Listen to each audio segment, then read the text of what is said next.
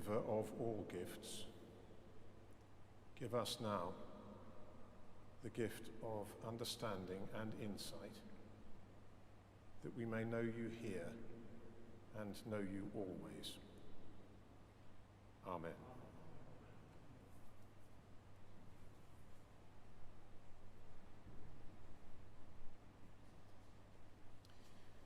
We are less than 2 days into another lockdown. Many previously planned things, as well as many hopes, are very much in the air still. Today and yesterday, schools and parents and others have been hurrying around, trying to plan, to organise, to think through how they are going to handle things in the next couple of months at least. Employers, no doubt, have been doing much the same. And churches, of course, too. We know that we can worship in this and other church places, but where we do that and when and how we do it still has to be worked out. It's well worth paying attention to our own website, as no doubt to other organisations too, to know actually what is happening. And of course, as individuals, we are all facing new and of course unwelcome restrictions, hard separations of uncertain duration. And we're asking ourselves, I guess, what habitual experiences and which people we're saying goodbye to for a few months to come.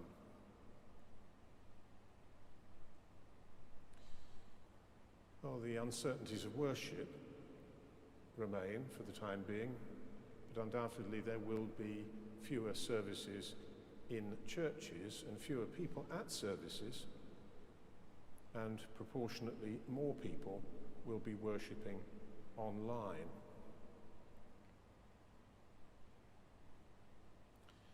The whole population of the country is scratching over just such matters now. I want to step back a little bit in my own experience.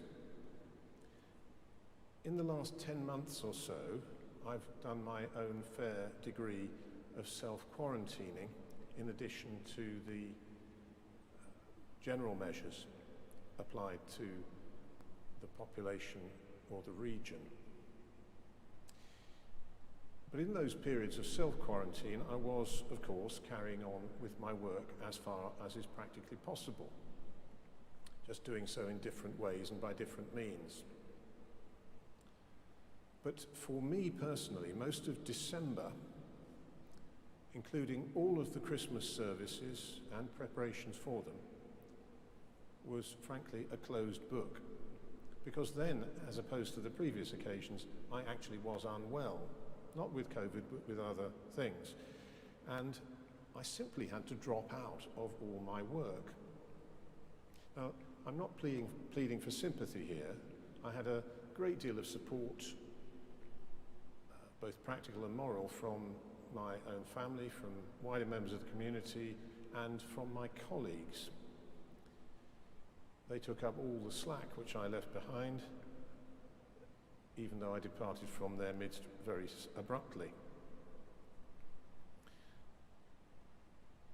Now, for me personally, of course, being a passenger through this normally rather frenetic season, frenetic, of course, from a professional, domestic, and social point of view normally, this gave me a rather new experience of common worship, public worship. Instead, for once, of being in a position of responsibility, of being visible, and always to some extent on the qui-vive during services, during those few weeks, my experience of services here was entirely online, as yours is now. But with one sole exception. At the early Eucharist on Christmas Day, I was able to attend instead and using the seat booked in the name of my daughter, who was unable to be among us. And so I sat over opposite where I'm preaching from now, in one of the relatively anonymous and socially distanced seats in the south transept. Well, I don't know how you judge the experience of worshipping online, but having had to do that, I must say I was very favourably impressed. It was much more rich experience and a much better representation of worshipping here than I had expected, to be honest. And I, as I hope you are, was profoundly grateful for that. But just coming in that once and sitting over there quietly and socially distanced on that Christmas morning, I noticed what a different and in some ways strikingly different experience that was from worshipping online. It demanded rather different things of me. Even to be part, as a member of the congregation, of a considerably simplified service compared with our normal ones, with no hymns and masks across the board. These are still considerable acts of choreography. We stand up, we sit down, we say things together, we come and go as we are encouraged or allowed. Though never nearer than 2 meters to anyone else, I was still coordinated with all the others in the building. And I was also in a different space. At home, I'm either going to be in my living room or in my study, familiar places of home life and of working life. And in those places, in effect, everything is mine. I own that experience, domestic or work-related. And attending a service in those places does not prevent me, I noticed, doing other things.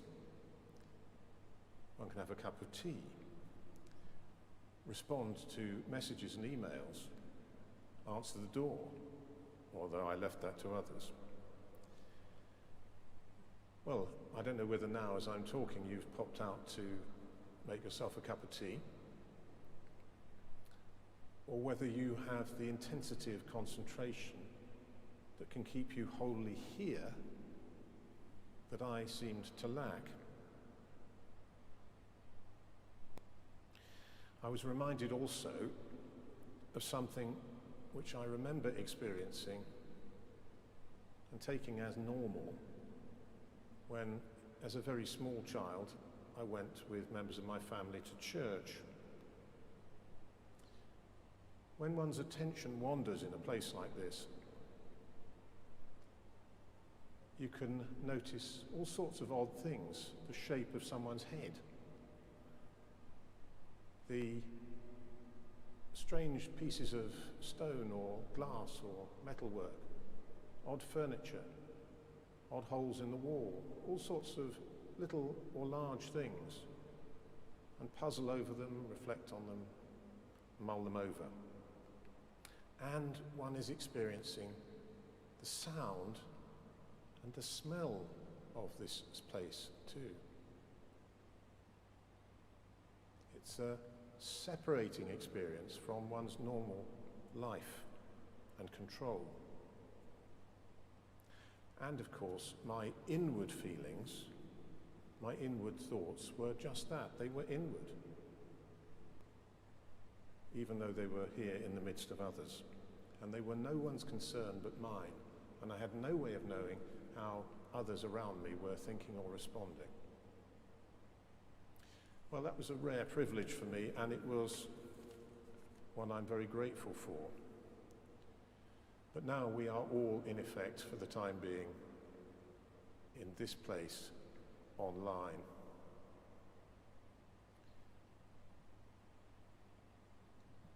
We're detached somehow from our normal experiences and looking at things in different ways. Well, all this gives a rather different dimension to this day and this beginning season, which is entitled by that Greek-derived word, Epiphany. Exposure, revelation, showing of Christ and of his meaning. James Joyce used that word to mean something like a sudden grasp of new meaning.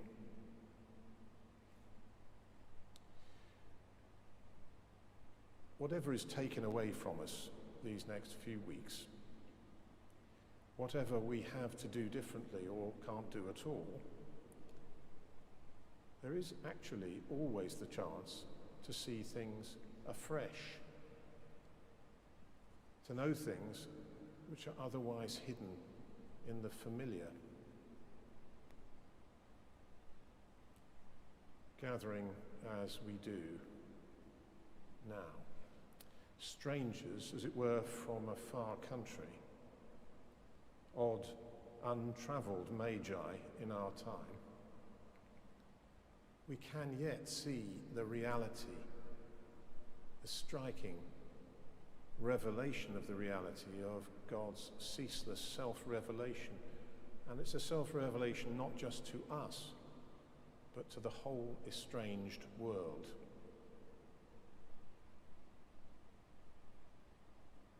And when we receive that gift, when we are open to receive it, we bring ourselves as gifts in heart and mind, to the worship of God in his Christ,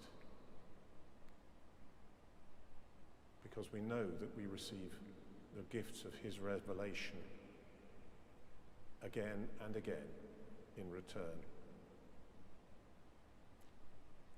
Amen.